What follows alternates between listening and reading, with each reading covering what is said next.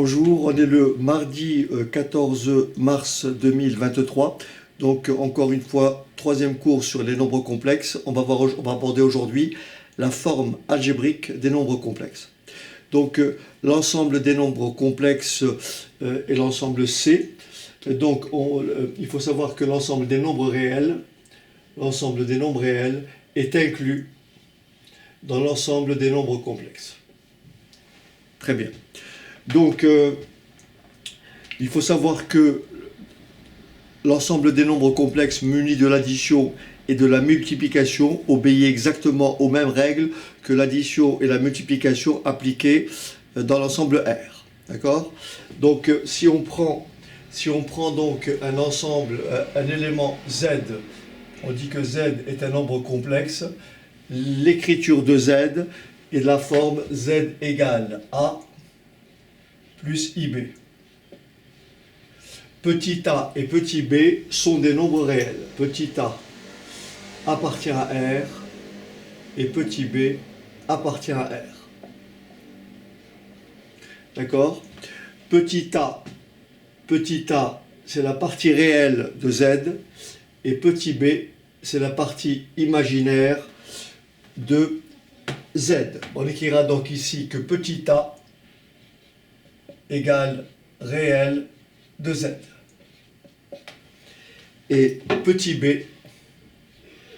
égale partie imaginaire de Z. Il faut savoir que si j'ai A plus IB égale 0, ça équivaut tout simplement à A égale 0 et petit b égale 0. Si j'ai deux nombres complexes A plus IB égale à A' plus IB', ça équivaut à dire que A est égal à A' et B est égal à B'. Très bien. Lorsque petit b est égal à 0, lorsque petit b est égal à 0, on dit que Z, d'accord? On dit que Z est un réel. Lorsque petit b est égal à 0, donc Z est un réel. Lorsque petit a est égal à 0, Z est un imaginaire pur. Réel, imaginaire pur. D'accord? Donc si j'ai par exemple Z égale à 5 tiers moins I racine carrée de 5, d'accord? Donc la partie donc réelle, la partie réelle de Z, c'est tout simplement 5 tiers, et la partie imaginaire, donc imaginaire de Z, c'est tout simplement moins racine carrée de 5. D'accord? Lorsque vous avez une écriture de ce type, donc ceci, par exemple, si vous avez Z égale 3 fois 5 moins 2i plus 7. Ceci n'est pas l'écriture algébrique d'un nombre complexe, puisqu'il faut arriver à le mettre sous la forme A plus IB. Pour ça, vous appliquez donc ce qu'on appelle les règles de calcul qu'on a établies dans R. On va donc faire 15 moins 6i plus 7. On va regrouper la partie réelle et la partie imaginaire, ce qui va me donner Z égale 22 moins 6i. Alors il y a un dernier point, avant de passer aux opérations donc, sur les nombres complexes, il y a un dernier point, c'est que on ne peut jamais comparer deux nombres complexes. Résoudre une équation du type, je ne sais pas moi, 3 moins 5i plus grand que 7, n'a pas de sens. Hein? Ça n'a pas de sens. D'accord? Maintenant, on va passer aux opérations. Donc, aux opérations sur les nombres complexes. Je vais donc effacer le tableau. Alors avant de commencer, on va définir ce qu'est le conjugué d'un nombre complexe. Si je prends un ensemble, si je prends un nombre z égal à a plus ib, le conjugué de z que l'on notera z bar, est tout simplement égal à a moins ib. Autrement dit, si j'ai z égal à 3 moins 5i, le conjugué de z est tout simplement égal à 3 plus 5i. Donc ça c'est très important pour effectuer certaines opérations, surtout lorsqu'on aura effectué par exemple établir un quotient. Par exemple, je sais pas, 3 moins 5i sur simplifier 3 moins 5i sur 2 plus 7i par exemple. Alors les conséquences immédiates donc, de la définition d'un nombre complexe va nous amener d'abord à écrire ceci. Si j'ai z égale à a plus ib, j'ai donc, première étape, z plus z bar. Et si je fais z plus z bar, vous avez compris que la partie imaginaire s'annule et ce qui va me donner tout simplement 2 fois a. D'accord? Donc en fait, compte z plus z bar est tout simplement égal z plus z bar est tout simplement égal à 2 fois la partie réelle de z. Donc 2 fois la partie réelle de z. D'accord? Maintenant, si je calcule z moins z bar, donc si je fais ça moins ça, donc a moins a ça fait 0, i b plus ib ça me fait i 2ib. Et donc qu'est-ce que j'ai? Z moins z bar est tout simplement égal à 2 fois la partie imaginaire de z.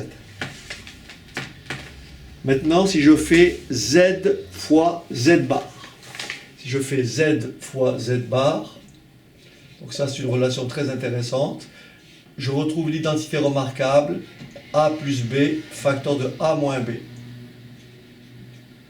A plus b facteur de a moins b. Je sais que a plus b facteur de a moins b est tout simplement égal à a carré moins b carré, ce qui va me donner tout simplement a carré moins b carré. Mais je sais que ça fait donc a carré moins i au carré b au carré. Mais je sais que i au carré c'est moins 1, donc moins par moins ça fait plus. Donc z fois z bar, ça fait tout simplement a carré plus b carré. Et maintenant, on peut calculer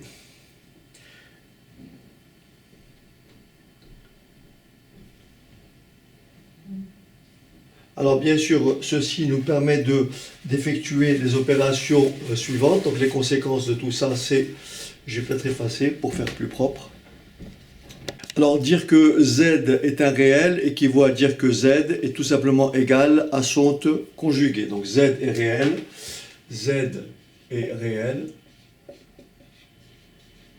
si et seulement si z est égal à z bar. Je n'ai qu'à prendre un exemple, z égale 7, z bar égale 7. Ok? Maintenant, on va voir ce qu'on appelle les opérations sur les nombres donc conjugués. Première étape, on va voir que le conjugué d'une somme de deux complexes, est tout simplement égal à la somme des conjugués.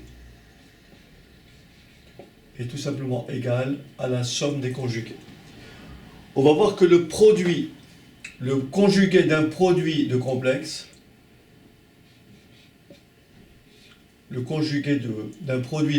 était tout simplement égal au produit des conjugués. On va voir que le conjugué d'un quotient de nombres complexes, d'un quotient de nombres complexes est tout simplement égal au quotient des conjugués. Ok. Alors, on peut effectivement, pour le premier cas, par exemple, effectuer une vérification. Donc, si je prends z égale à a plus ib, d'accord, et je prends z' égale à a' plus i b', d'accord, je déduis que quoi? Z bar, c'est a moins ib, z' bar, le conjugué de z', c'est a' moins i b'. Maintenant, si je fais z plus z', z plus z', je regroupe les parties réelles, ça me fait bien a plus a' plus i fois b plus b'. Maintenant, si je calcule le conjugué de z plus z', le conjugué de z plus z', ça me fait a plus a' moins i b plus b'. Très bien. Maintenant, si je fais la somme des conjugués, si je fais maintenant ici z, le conjugué de z, plus le conjugué de z', ça me donne ça plus ça. Donc ça plus ça, je regroupe, ça me fait bien a plus a', j'ai moins i, donc moins i, facteur de quoi? B, plus b'.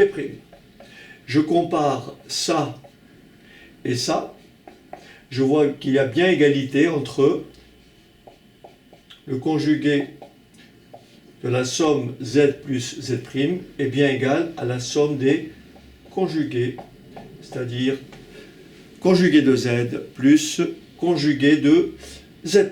Et de la même façon, vous pouvez tout à fait établir les résultats suivants.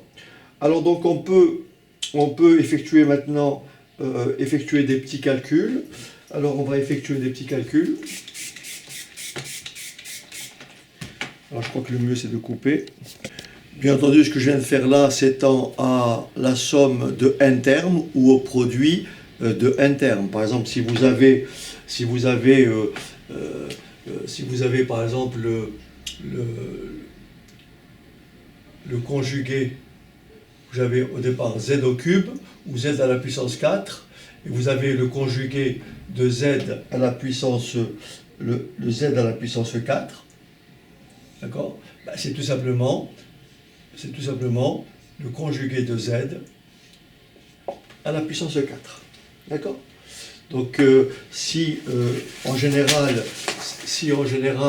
j'ai le conjugué de zn, ben c'est tout simplement le conjugué de z à la puissance n. Alors exemple, si on me dit que z est égal, alors ça c'est valable aussi pour le quotient, etc. Si on me dit par exemple que z est égal à 3 moins 5i sur 7 plus i, et qu'on me demande de calculer son conjugué z bar, le conjugué z bar, donc là j'ai un quotient, d'accord. Rappelez-vous, tout à l'heure on a dit que le conjugué d'un quotient, c'est le quotient des conjugués. Donc je vais écrire ici 3 plus 5i sur 7 moins i. Maintenant, si je prends un nombre complexe grand Z qui est égal par exemple à, je sais pas moi, 3z au carré, sachant que z est un complexe lui-même, moins i sur par exemple 7z plus 1, et je veux déterminer le complexe conjugué de z, donc grand Z bar. Donc grand Z bar, j'applique mes règles. Donc c'est le conjugué du numérateur. Vous voyez, c'est le conjugué du numérateur sur le conjugué du dénominateur. Attention, là c'est grand Z et là c'est petit z. Hein. Conjugué du dénominateur. Ensuite, j'applique mes règles successivement. Donc ici, ça me donne tout simplement le conjugué de 3z au carré moins le conjugué de i sur le conjugué de 7z, d'accord? Bien sûr ici, plus le conjugué de 1. D'accord? Donc j'applique mes règles au fur et à mesure. Et là, qu'est-ce que j'ai? J'ai donc forcément ici, alors je reprends ici, donc j'ai ici grand Z égale. Donc là, j'applique cette règle-là. Donc ça me fait 3 fois. Le Z, vous voyez, Z bar, cette fois-ci, au carré. Ensuite, le conjugué de I, c'est plus I. Donc ça me donne ici plus I. D'accord? Le conjugué de I, c'est moins I, mais comme j'ai un moins devant, ça me fait plus I. Donc là, ça me fait tout simplement 7. Le conjugué de 7, c'est 7. Et le conjugué de Z bar, c'est Z bar. Hein? J'aurais pu écrire le conjugué de 7 fois le conjugué de Z bar, mais comme ici, j'aurais pu écrire le conjugué de 3. Et vous avez compris que le conjugué de 3, c'est 3. D'accord? C'est ce qu'on avait dit précédemment. Donc là, ça fait Z, et le conjugué de 1, c'est tout simplement 1. Donc résultat des courses, ça me fait donc 3 fois Z bar au carré plus I sur 7 fois Z bar plus I. Voilà. Donc ces règles-là sont assez intéressantes à appliquer.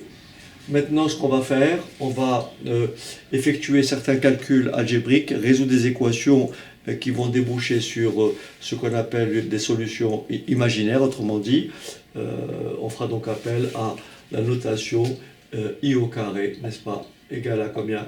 À moins 1. Ou bien racine carrée de I est égale à moins 1. D'accord?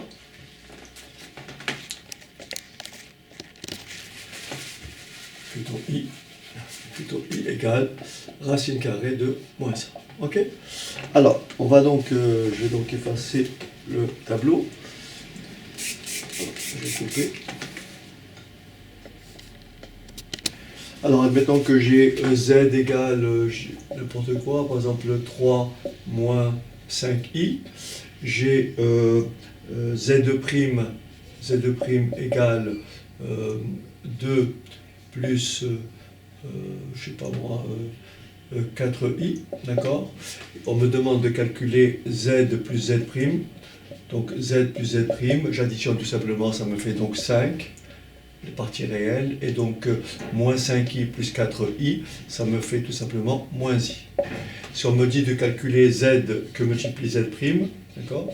J'effectue mon produit, je pose mon opération, donc 3 moins 5i facteur de 2 plus 4i, je développe, donc ça fait 6, 3 fois 4, 12i, moins 10i,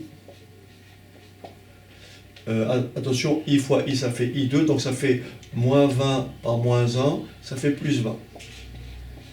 Résultat, ça me fait donc 26 plus 2i. Donc ça, c'est z fois z'. Maintenant, si on me demande de simplifier ou d'écrire autrement z sur z', donc z sur z', ça fait tout simplement 3 moins 5i sur 2 plus 4i, c'est-à-dire on me demande de donner une forme algébrique de z sur z', donc ça c'est pas une forme algébrique, donc pour le présenter sous forme algébrique, il faut rendre le dénominateur réel, d'accord?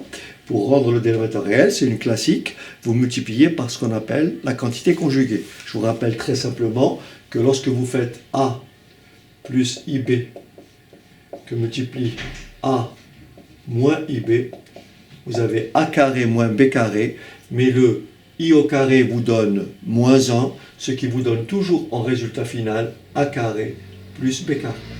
Donc ça c'est très important à retenir. Donc ici, pour donner une écriture algébrique de ce quotient, donc écrire ça sous forme algébrique, donc forme algébrique du complexe, ça me donne donc ici 3 moins 5i multiplié par la quantité conjuguée du bas, 2 moins 4i, sur, je vais l'écrire quand même, 2 plus 4i, facteur de 2 moins 4i. Donc ce qui veut dire que z sur z', d'accord, est tout simplement égal, donc là je développe au numérateur, je distribue, donc ça fait 6, ça fait moins 12i, ça fait moins 10i, et faites attention, moins par moins ça fait plus, mais il y a i carré ça fait moins 1, donc ça me fait moins 20. Et au dénominateur, j'ai forcément a carré plus b carré, ce qui me fait 4, plus le carré de 4, 16. Résultat, au numérateur, j'obtiens donc 6 moins 20, ça me fait moins 14. Moins 12, moins 10, ça me fait moins 22i, divisé par 20. Ce que je peux faire, c'est simplifier par 2, ce qui me donne ici donc tout simplement moins 7, moins 11i sur 10. Voilà l'écriture de z sur z'. Alors maintenant, on peut être amené à résoudre donc des équations. On peut être amené à résoudre une équation dans laquelle effectivement on est confronté à ce qu'on appelle une solution imaginaire. Donc admettons qu'on a à résoudre l'équation suivante, l'équation du... Bon, je vais d'abord prendre l'équation la plus simple. C'est que si j'ai à résoudre tout simplement z plus 4 égale 0, j'ai donc z carré égale moins 4, ce qui veut dire que z carré est égal à tout simplement à 2i de tout au carré, donc ce qui me donne z égale, valeur absolue de z égale 2i, soit z égale 2i ou z égale moins 2i. Donc là c'est très facile à vérifier, vous faites 2i au carré, ça vous fait bien plus 4, moins 4. Si vous faites moins 2i au carré, ça vous fait bien aussi moins 4. Donc les solutions, c'est 2i ou moins 2i. Donc Z1 ou Z2. Maintenant, si j'ai une équation trinôme du second degré du type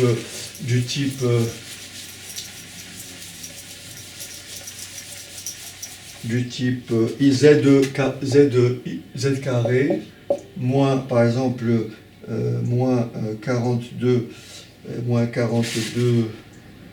alors qu'est-ce que j'avais pris comme équation, moins 4x moins 4z plus 13, d'accord, égale 0.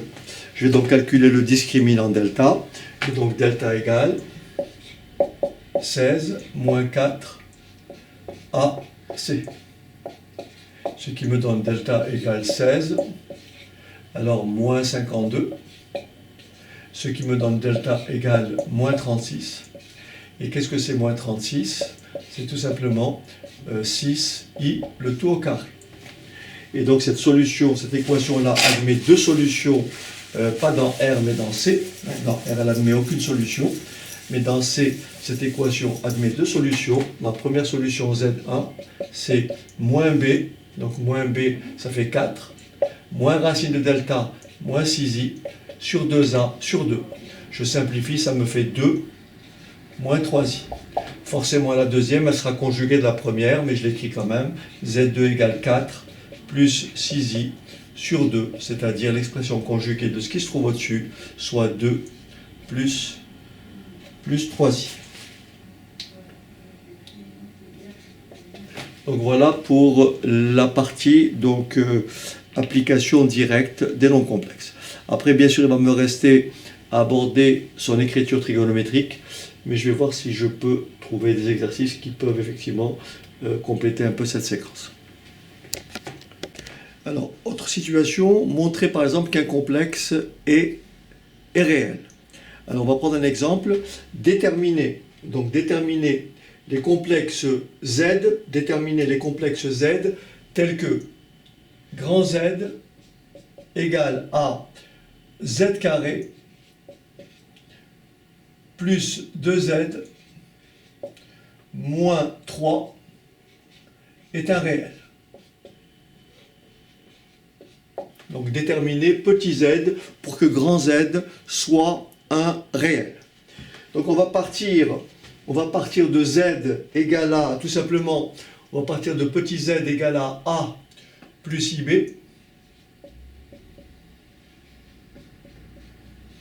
Et on va calculer grand Z. Grand Z égale A plus IB au carré plus 2 fois A plus IB moins 3. Je développe, ça me fait grand Z égale A carré. Alors, moins B carré plus 2 AIB ou plus I que multiplie 2 AB. D'accord? 2 ABI. Plus 2A plus I fois 2B moins 3. Je regroupe, ça me fait Z, grand Z égale A carré moins B carré moins 3, pardon, plus 2A moins 3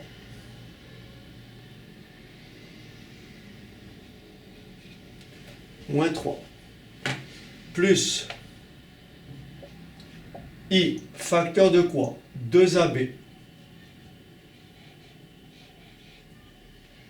plus 2B que je peux regrouper ainsi. Grand Z égale A carré moins B carré plus 2A moins 3B plus I. Je mets 2B en facteur. Facteur de quoi? De A. Facteur de A plus 1. Facteur de A plus 1. Maintenant, la question qui est posée, déterminer les complexes petit z tels que grand Z soit un réel. Je rappelle les conditions. Donc là, par rapport au cours d'aujourd'hui, il y a deux conditions. Grand Z est réel équivaut à dire quoi?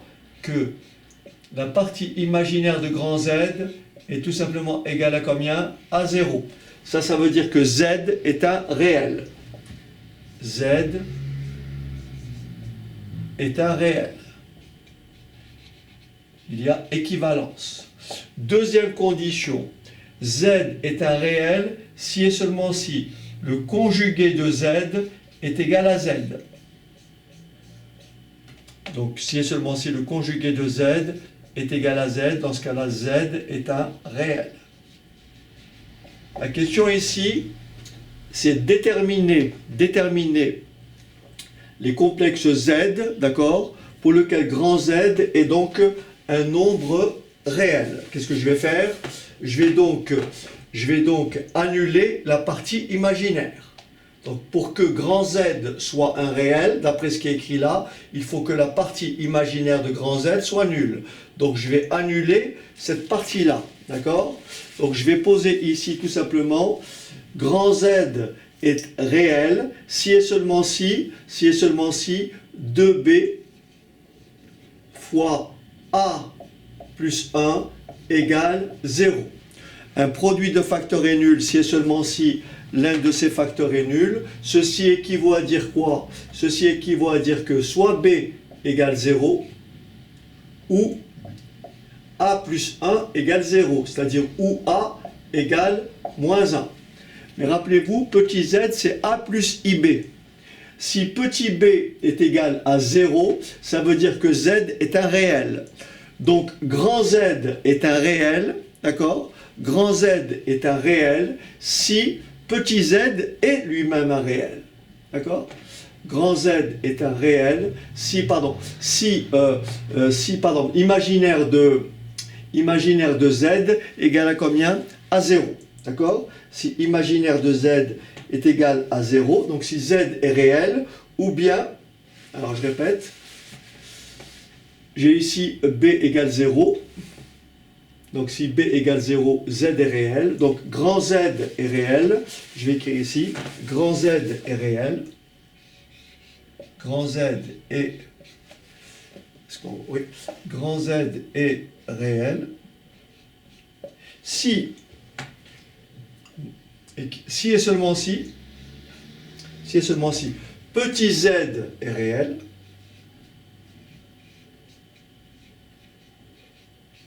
d'accord? Petit z est réel, puisque b égale 0, donc petit z est réel, ou bien, ou là, petit a c'est moins 1, ça veut dire que z égale moins 1, ça veut dire que la partie réelle de z c'est moins 1, ou bien, réel de petit z est tout simplement égal à moins 1. Voilà les deux possibilités. Donc tout z réel vous donne un grand Z réel, ou tous les z tels que la partie telle que réel de z égale moins 1, et bien tout ça va faire que grand Z égale à comment dirais-je, à un nombre réel. Ça veut dire quoi ici, réel de z égale moins 1? Ça veut dire que petit z, si je prends un exemple, je vais partir avec ça. En fait, ils veulent dire par là que si vous prenez z, petit z égale à moins 1 plus i, par exemple, et si vous remplacez petit z là-dedans, vous retrouverez bien sûr grand Z égale à, bien sûr, un nombre réel. On peut très rapidement faire le calcul. Grand Z égale moins 1 plus i au carré, plus 2 fois moins 1 plus i, moins 3, d'accord? J'efface tout ça.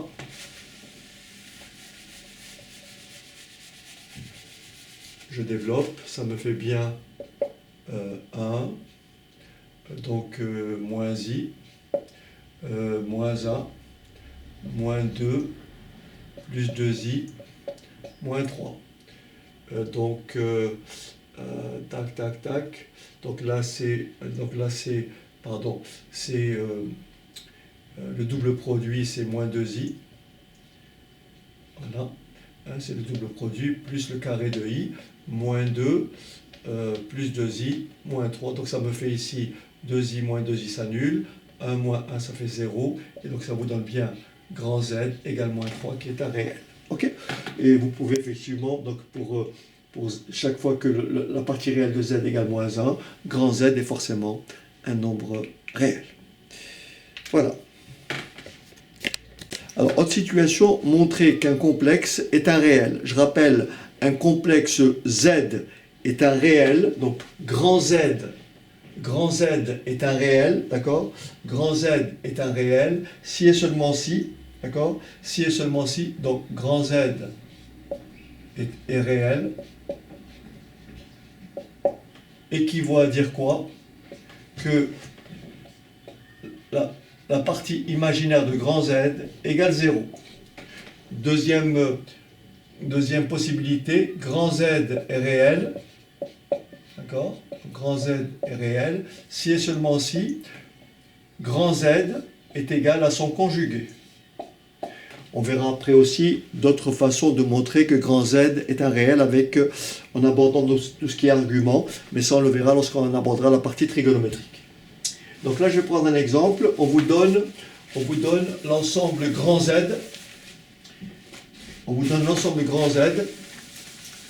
qui est égal à. Donc l'ensemble grand Z qui est égal à. Ce stylo est assez noir. Alors, grand Z est égal à. Alors, grand Z est égal à petit z au carré plus 2z moins 3. La question est de déterminer les complexes petit z tels que grand Z soit un réel, tel que grand Z est un réel. Donc il faut déterminer les complexes petit z, d'accord, tels que grand Z est un réel. Donc je vais partir de petit z, d'accord, petit z est égal par exemple à x plus iy.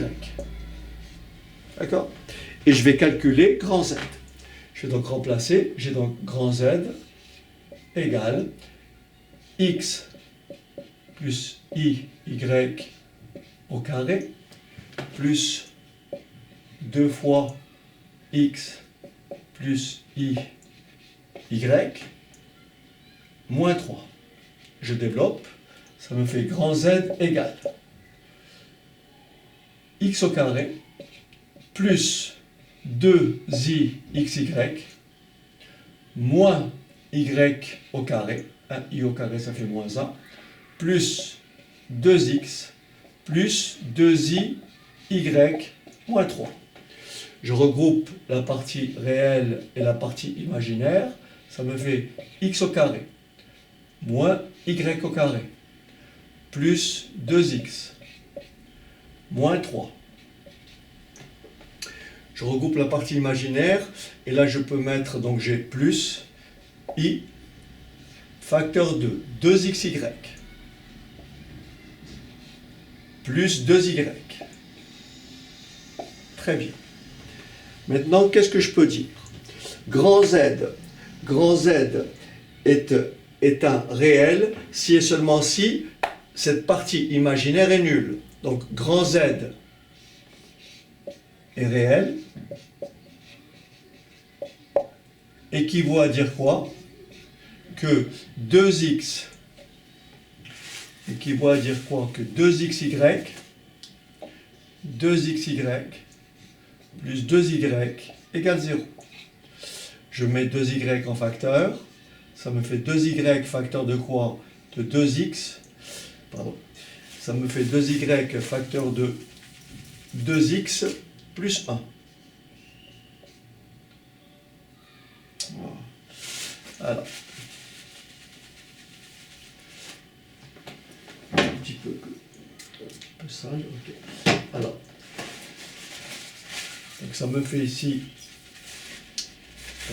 on a dit 2y facteur de x plus 1. Un produit de facteurs est nul si et seulement si l'un de ces facteurs est nul. Donc on a soit y égale 0 ou x égale moins 1. Autrement dit, à quelles conditions grand Z est réel? Ben, grand Z est réel si petit z est un réel, donc grand Z est réel, grand Z est réel, si et seulement si, puisque y égale 0, si y égale 0, c'est que z est réel, donc si et seulement si petit z est réel, ou petit x, la partie réelle de z, ou la partie réelle de petit z est tout simplement égale à combien? À moins 1. Autrement dit, si vous prenez z par exemple égal à moins 1 plus 7i, et que vous remplacez là-dedans, vous trouverez bien sûr grand Z égale un nombre réel. Voilà donc pour la séquence montrer donc qu'un complexe est un réel. Alors j'en profite pour vous donner la deuxième méthode. Donc rappelez-vous, Z est est un réel si Z égale, si et seulement si Z égale Z bar. Autrement dit, si un nombre complexe Z est égal à son conjugué, alors, bien sûr, ce nombre-là est forcément réel. Donc, on va démontrer deuxième méthode en appliquant donc la relation Z est réel si et seulement si Z bar égale Z. Donc, on va donc poser je veux que grand Z soit un réel, donc je vais poser grand Z égale grand Z bar, ça équivaut à dire grand Z c'est petit z au carré plus 2z moins 3 égale. Alors, le conjugué, j'applique mes règles. Hein. Le conjugué d'une somme, c'est la somme des conjugués. Donc, j'applique les règles précédentes. Donc, je vais donc écrire le conjugué de tout ça, c'est le conjugué de z au carré plus 2 fois le conjugué. Donc là, c'est des petits z. Hein, d'accord? Donc là, c'est des petits z. Moins le conjugué de 3. Donc là, j'écris z2 plus 2z moins 3. Donc là, le conjugué de z carré, c'est le carré du conjugué. Donc là, c'est, voilà, carré du conjugué. Donc là, bien sûr, là, ça serait le conjugué de 2 fois le conjugué de z bar. Donc ça fait tout simplement plus 2 fois le conjugué de z. Et le conjugué de 3, c'est 3. Donc là, je rajoute plus 3 aux deux membres et je passe cette quantité de l'autre côté. Ça me fait donc z au carré moins z bar au carré plus 2z moins 2z bar égale 0. Là, j'ai une identité remarquable que je peux présenter ainsi. C'est a carré moins b carré, donc ça me fait z moins z bar facteur de z plus z bar, d'accord? Là, je peux mettre 2 en facteur, ça me fait 2 facteurs de z moins z bar égale 0. Je peux mettre donc z moins z bar en facteur, et ça me donne ceci. Donc là, je suis parti du fait que grand Z est un réel. Hein. Grand Z est un réel si et seulement si grand Z égale Z bar. Ok? Donc je continue, je mets Z moins Z bar en facteur. Alors, Z moins Z bar en facteur. En fait, j'écris avec la gauche, avec la droite. Alors, Z bar, facteur de Z, plus Z bar, plus 2, égale 0. Un produit de facteurs est nul, si et seulement si l'un de ces facteurs est nul. Donc j'écris Z moins Z bar égale 0, ou Z plus Z bar plus 2 égale 0. Donc ça équivaut à dire quoi? Que Z égale Z bar, ou Z plus Z bar égale moins 2. Mais je sais que petit z égale Z bar, ça veut dire que Z est réel. D'accord? Donc ça veut dire quoi? Que Z est réel.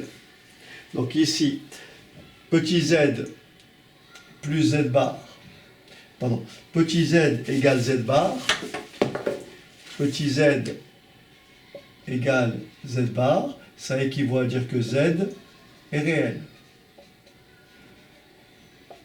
D'accord? Ça veut dire que Z est, comment dirais-je, est réel.